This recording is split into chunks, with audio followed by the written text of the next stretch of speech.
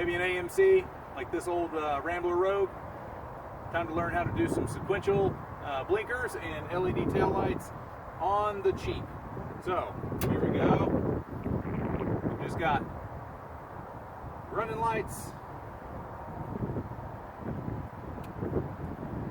tail lights, and sequential blinkers. Alright, let's learn how to do it. Today, I've been working on the Rogue, and what I've done so far is change out to these LED sequential lights. I had to make a piece of aluminum to go in here that could bolt onto. This one's probably going to get replaced. I nicked it. But it's proof of concept. So now I got to wire it all up, but this should give me running lights, blinkers that are sequential. They should go click, click, click, click, click, click, click like that.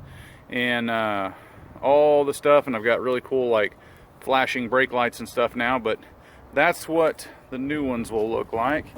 And this was what the ones that had on it look like, and these I believe are just red plexiglass that somebody put in years ago and cut some strips of electrical tape or something and stuck them on the back as a diffuser, and then glued like the little plasticky door trim bits to the bottom to cover up their wonky cuts. And not that it looks bad from that far away, but they are super dull. And I don't know, I think because this car's staying black but will get repainted, I think that will look much cooler. Still got to adjust it and tweak it a little bit. I left enough slack in there that I can make sure I get everything level.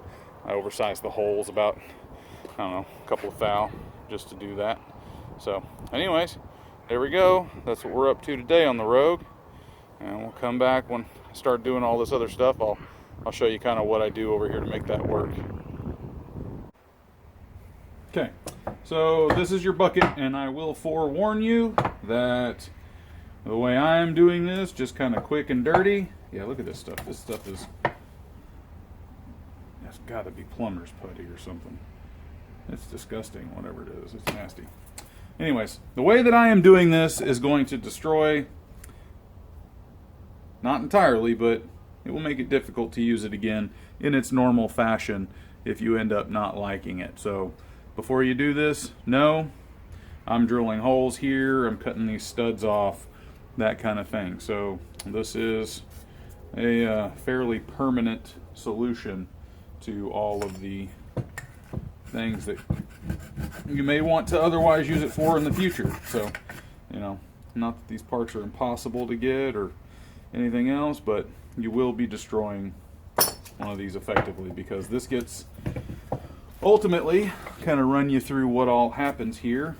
So what I'm doing is I'm drilling a hole here and here to, so right here, if you can see that on the camera, and right here, both sides,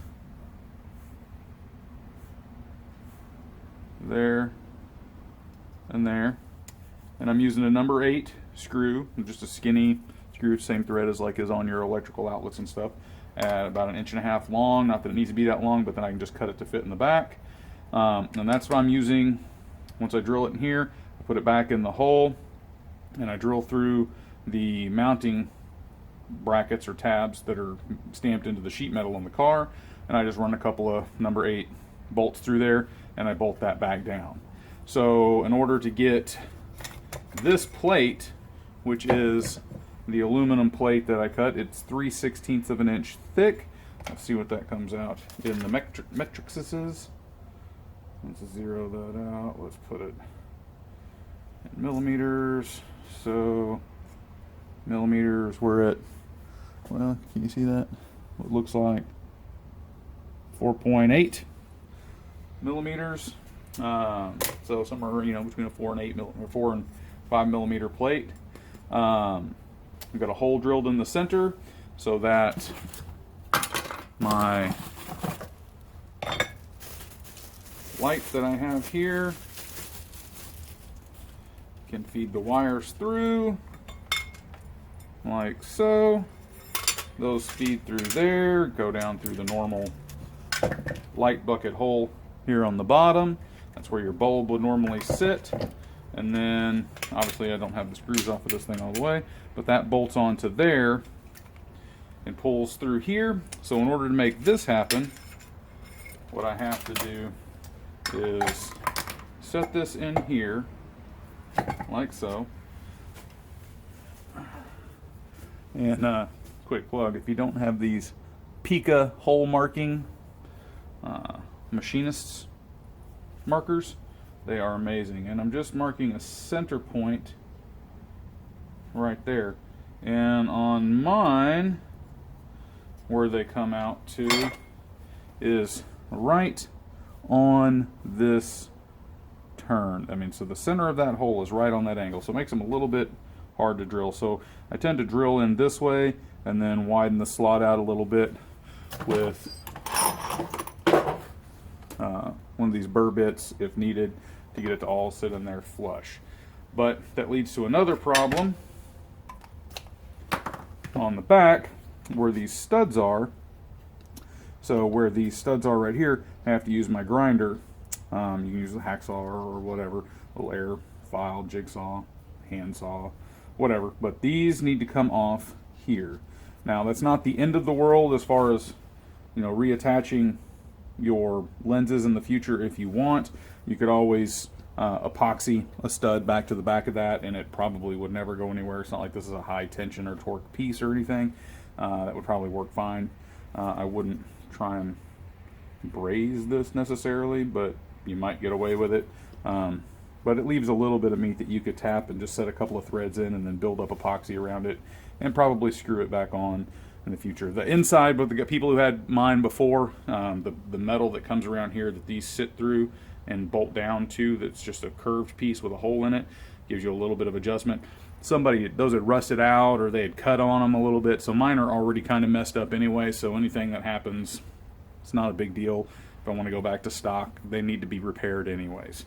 So that's just on mine. If yours are perfectly good, you may have a little bit of trouble getting a bolt on these. Not impossible, it's just a little tedious. But so that's what I'm going to do. I'm going to cut these off. I'm going to drill those holes. I'll drill this hole. This is, I believe, a 5.5 millimeter that it comes with, something like that. Yeah, it's reading, so 6 millimeter screw, because these are, you know, everything's made in China. But these are Sequential. They sell them as trailer lights, so you can add them to trailers or to, you know, commercial vehicles or anything like that. But what's really cool is, so you get this whole area outside here that lights up, you know, a little dimly for your running lights, and then when you turn your lights on, they get brighter, and then they get brighter still when you apply your brake. And then when you apply your brake, they have a flash that flashes and then goes solid. So it's a lot like the modern cars that you see that give you a little flash before they go solid to let people know you're braking. And then this in the center is your turn signal, and the way it goes is yellow, and it goes dot dot dot dot dot dot dot dot dot dot dot dot dot, and then goes solid. So as well. But once I get these wired up, I'll show everybody kind of the what it looks like. At very least, I don't know that I'll get the whole car rewired, because I'm probably going to put a whole new wiring harness in the car anyways. So, but I can at least jump these over to some batteries and show you loosely how they function and what they'll look like in the car. So I'll probably do that. But anyways, these have the built-in sequential flasher, so you don't need anything else. They're already set up for just, you know, 12 volt out of your car, so they don't flicker or anything like a, you know, an LED or an HID headlight would or anything like that. So I've already plugged them onto a regular car battery, and they seem to do just fine.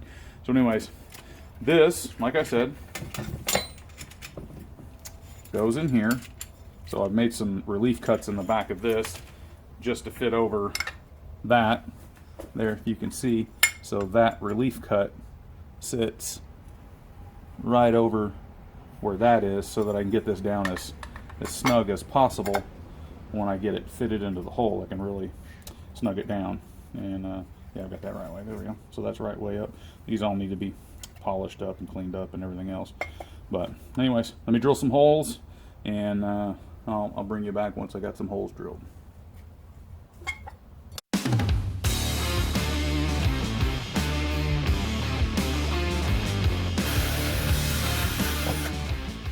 And honestly, this is probably overkill. If I wanted to, I could probably, if I really wanted to make sure these were never usable again, I probably could just, take this, put it in the mill, or use my grinder, a little die grinder, Dremel, or whatever, and remove that and drill that hole out there, and just run a screw through the original mounting tabs. But like I said, the piece of metal that this mounts to inside my car is already destroyed and rusted out, and half of it's been cut out or rusted out, I don't know, somewhere along the way. So I don't really have that option. So this may be an extra step. And if you wanted to mill this out a little bit more, you could probably use a just a flat head, or just put a little drill in it, countersink a little bit, one of those number 8 or number 6 screws, and just run a long one and put a couple of washers on the back of it and not have to do this step.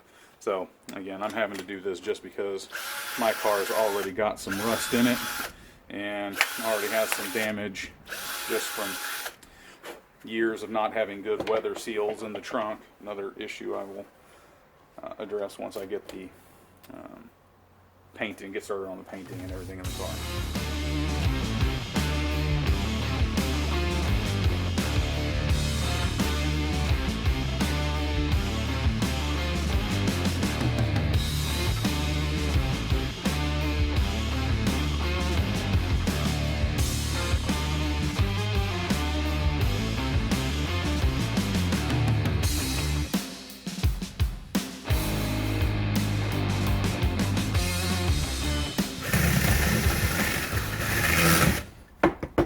Again, I'm not terribly concerned about being precise on this. This is kind of a daily driver hot rod, so as long as I can ensure that my lenses are straight. So see, now I have adjustability up and down. I got a little bit side to side, not much, but I have quite a bit up and down. So that'll give me thing I need to make sure that I can get these in there and get them situated fairly squarely. Now I will say that I cut these aluminum plates on my mill, so they are pretty snug in there. Maybe a little too snug. I might need to go through and just ease off the edges a little bit. I still haven't deburred the edge or anything, so I'll probably gain just a couple of thou overall when I do that. I don't want to make sure all of that fits in nice and neat. You can see the corners here lock in. Let's see if I can get a good angle on that. The corners here lock in pretty tight, give me a little bit of a gap there. I'm going to go ahead and probably use a bit of silicone to seal all this up, but they sit pretty snug down on the foam pad that's in there. And yeah, so that just goes in like that. When I cut these tabs off, I can bolt that down, set it in there, drill my holes. It's pretty simple. I mean, this is not a difficult install by any stretch, nor is it expensive. I think I paid 15 or 20 US for this, 15 or 20 dollars. So I mean, they're not expensive. I'll put a link to the Amazon stuff, and I don't get anything from Amazon. I'm not even an affiliate, so buy them or don't. They have these in smaller sizes too, so if you've got a different car that has a bit smaller lenses, I believe these are 9.5, I think, inches. Yeah, so they're about what, 9 1/4 overall lengthwise, and just shy of 1 3/4 height wise. So they fit in there pretty nice, and they stick up just a little bit. About 1/4 of an inch there. They stick out, which I don't mind. I could have inset these if I wanted to cut, so a little more than 3/8 of an inch.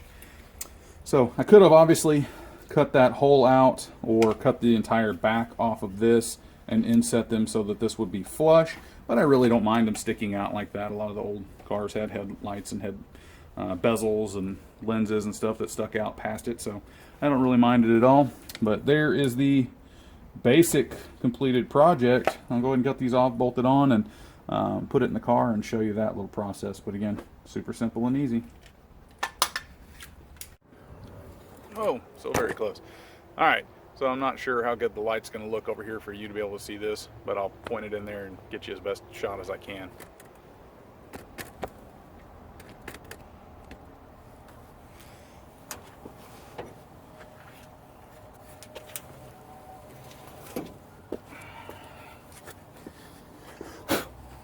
Alright, so first things first, get this locked in there as best as I can, and then I've already got my holes there, so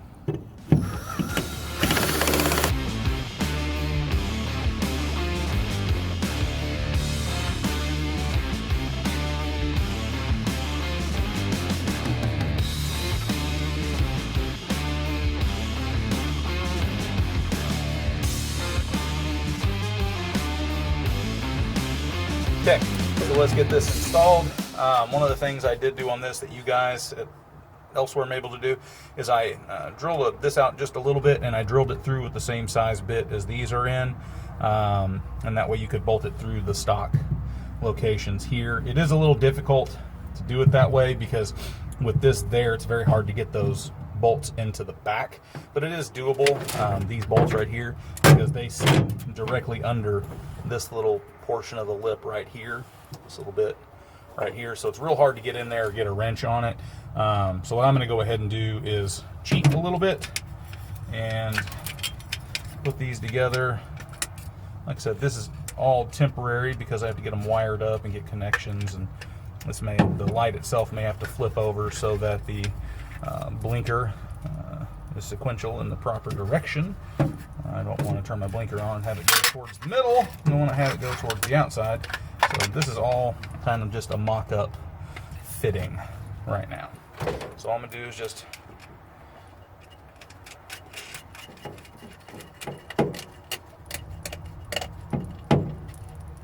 finger tighten these for the moment, and these will get finger tight under here as well. They're fairly snug. They have a little bit of tension, but you may have to hold onto the bolt in order to really tighten them down. Slide it in from the side. Once you pull the wire through.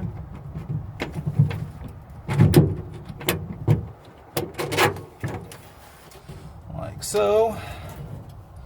A couple of washers, and I'll be running lock washers on these as well.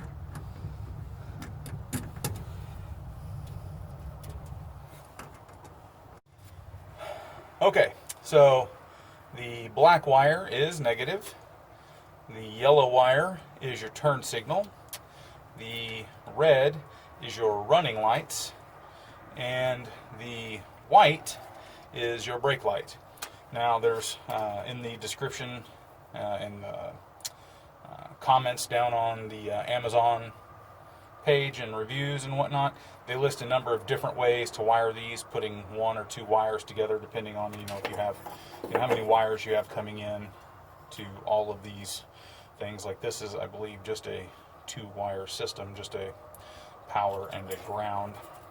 So it's my understanding that a couple of these would go together for that, and my turn signals are running on a different signal, so I'll bring those up from somewhere different because I didn't have those in here. I'm running those now as the marker lights down in the bumper, which may or may not how they would have been originally, but it's how I have it set up. I'm not sure, but it's kind of how they had it when I got it, so that's what I'll do.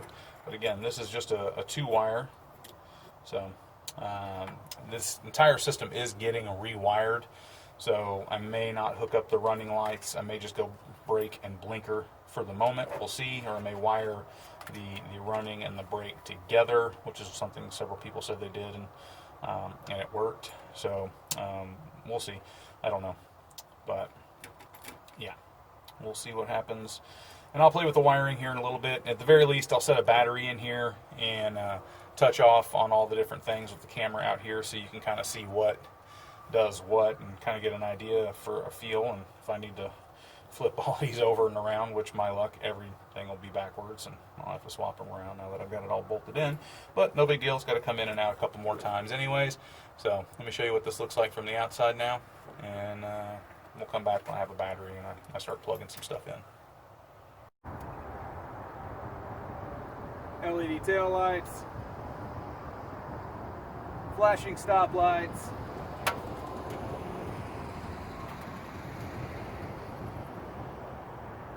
and sequential blinkers.